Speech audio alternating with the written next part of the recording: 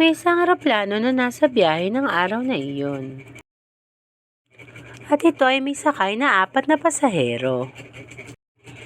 Ito ay ang gwapong-gwapo at makisig na piloto at ang matalinong siyentipiko, kasama ang isang mabait na pastor at isang batang Boy Scout.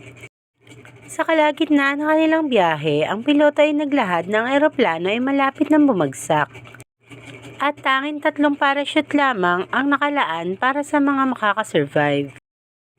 Ang ibig sabihin, kulang ng isang parachute para silang lahat ay may ligtas. Sa pagkakataong ngayon ay nauna nang kumuha ng kanyang parachute ang piloto. Kaya't ang ibig sabihin ay may 2 parachute na lang, samantalang may 3 pang pasahero.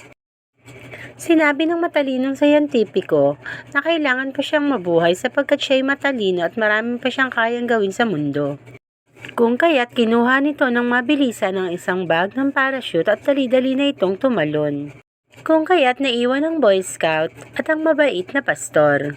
Walang nagawa ang dalawa kundi ang magdasal na lamang. Subalit nagkatinginan ng pastor at ang Boy Scout nang makita nila ang natitirang bag ng parachute. 2 pa ito, dapat ay 1 na lamang sapagkat dala na ng piloto at ng siyentipiko ang 2 parachute. Napansin nila na nawawala ang bag ng batang Boy Scout. At doon nila napagtanto na imbis parachute ang madala nito ay ang bag ng batang Boy Scout ang nakuha nito.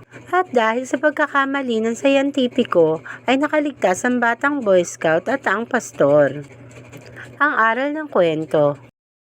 Kahit na tayo ay matalinong tao, dapat sinisiguro muna natin ang bawat hakbang na ating ginagawa upang sa huli ay hindi natin pagsisihan ang ating pagkakamali. Hanggang sa susunod na aking maikling kwento. Paalam!